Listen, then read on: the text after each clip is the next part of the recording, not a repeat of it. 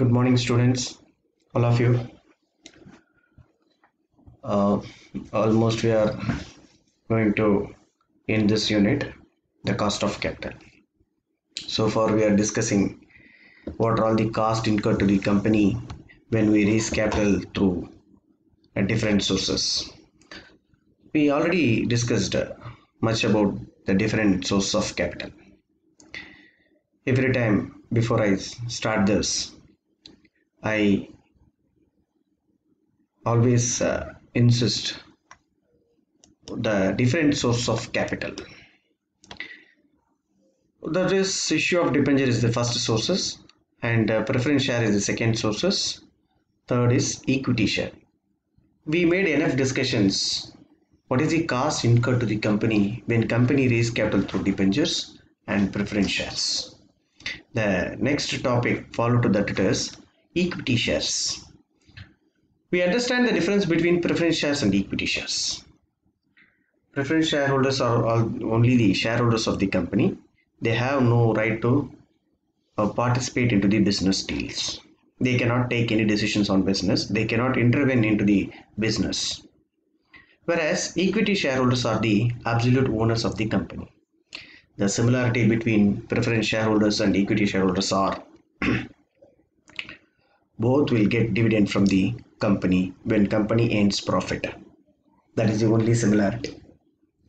Now, today we will see what is the cost incurred to the company when company raise capital through issue of equity shares.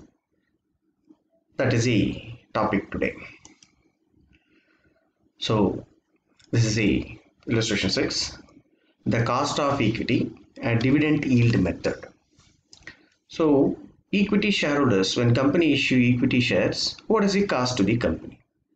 Obviously dividend is the cost to the company like preference shares.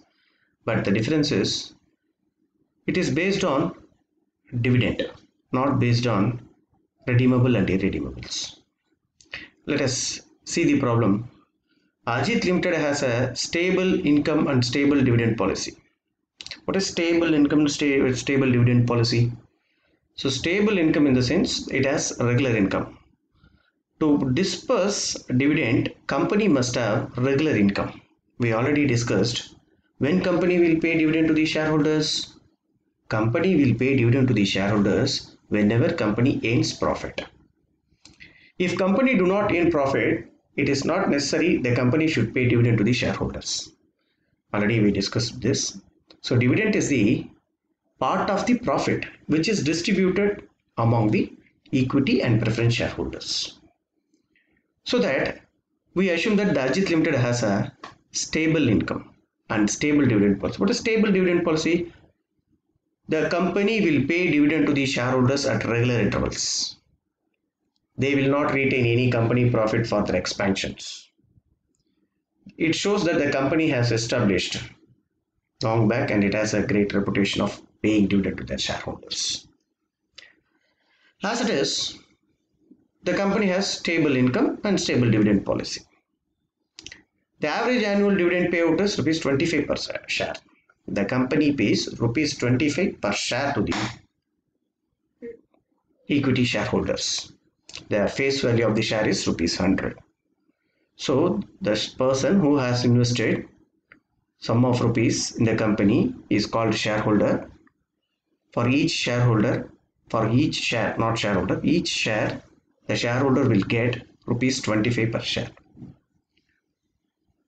Now, for example, a person has 25 shares, 25 into 100, 2500 rupees he has invested. He will get rupees 25 per share every time whenever company earns profit.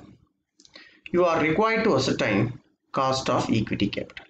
As it is, what we are supposed to do is we have to calculate the cost incurred to the company when company issue equity, when company raise capital through equity shares. Right, first question. Second question is cost of equity capital if the market price of the share is rupees 150. First, in case 1, we calculate cost of equity to the company when face value is rupees 100.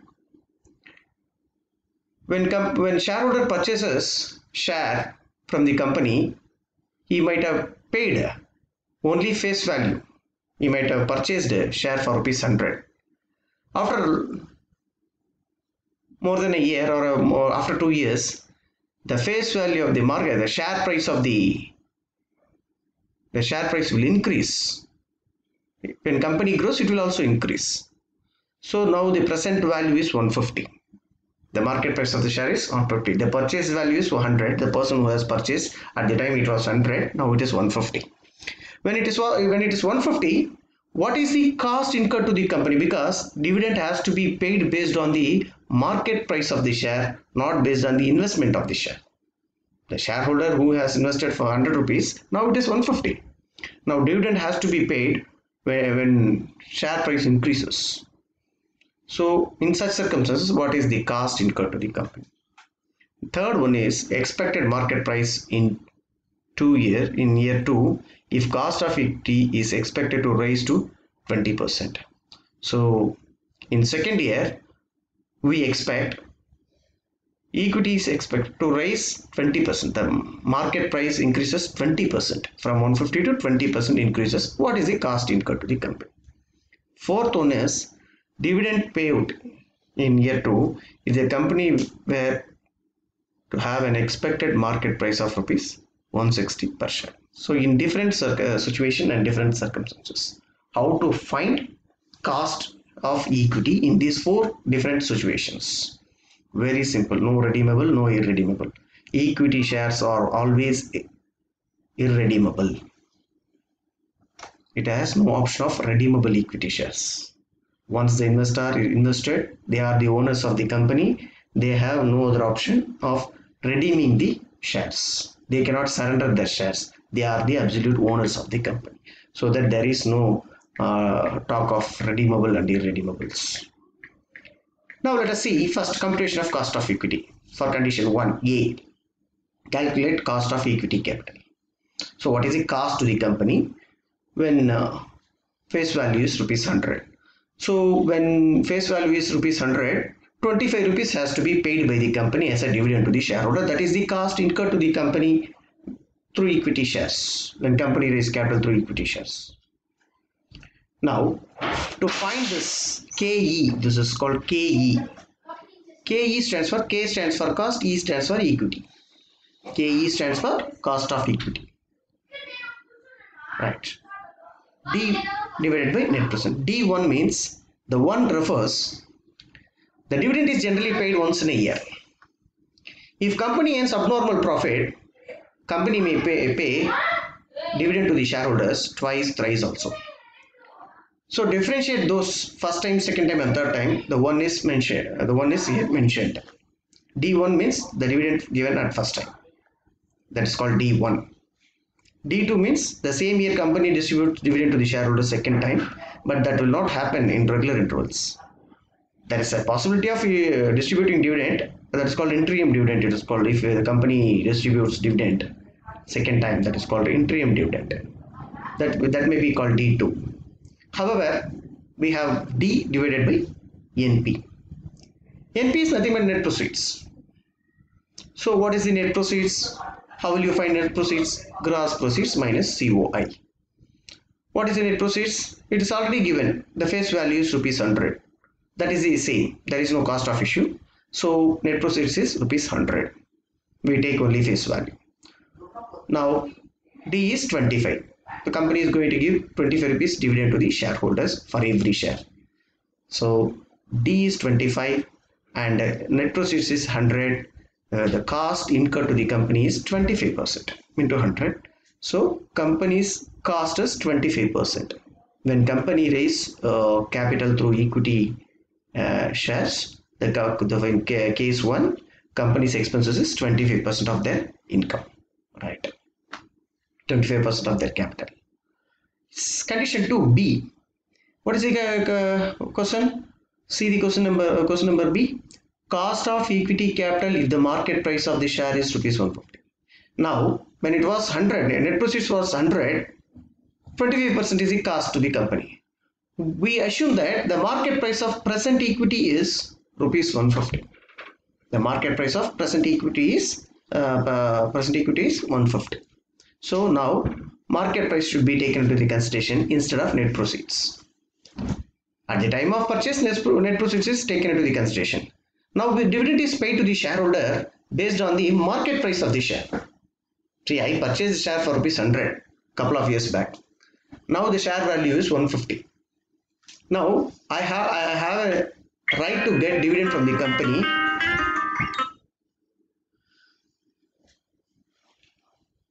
I have a right of getting dividend from the company for 150, not for 100. Now company will pay dividend to the shareholder for 150 when market price is 150. Now in such circumstances, what is the cost incurred to the company? D is say 25, market price is 150. So 25 divided by 150 into 100.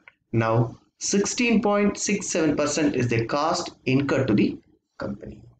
16.67 is the cost incurred to the company. Condition C. Expected market price in year 2 if cost of equity is expected to rise to 20%. Expected to rise to 20%. So in such circumstances, how to calculate? Now, the computation of market price if K is equal to 20%. The cost is increasing now. K is increasing. See, in case 1, dividend is given and net proceeds is given. Case 2, net proceeds increases. That is where market price increases. Dividend is the same. And cost is also the same. Now, we assume that K increases to 20%. And dividend is the same and market price is also the same. Now we have to find the market price. So K is how much? 20% is increased. K is equal to 20%. 20% is mean that 20 divided by 100. If you go with calculator, 20 divided by 100, you will get 0.20. You will get 0.20. And now we are supposed to find the market price. When cost increases, what is the market price of the share? Now we have to find MP. How will you find MP?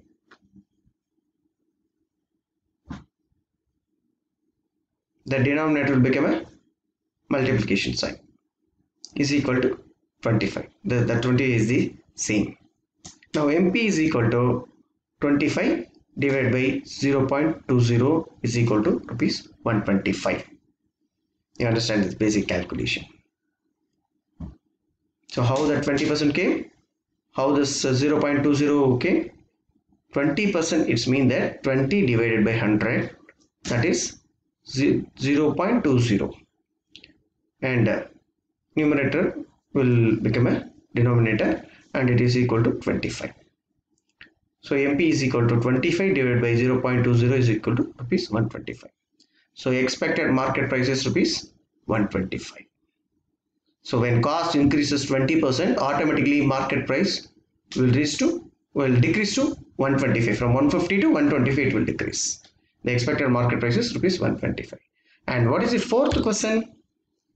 Dividend payout in year 2 if the company were to have an expected market price of 160. When company's market price is expected 120, then what is the dividend payout? Now dividend has to be found out.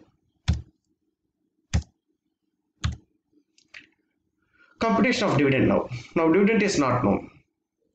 K is known. K is how much? 25%, which is already known. K is 25%. Previous problem, we found 25%. And market price is also given 160, not 150. Now this 160. D is not known. So D is equal to 25 in the 160 into 25% is equal to ₹40. 25% and 25 divided by 100, you will get 0.25 into 160 multiplication on the ₹40. So market prices and dividend to be paid ₹40. So expected dividend per share is equal to ₹40. I hope you all understand this. We'll go back to the next problem, illustration 7.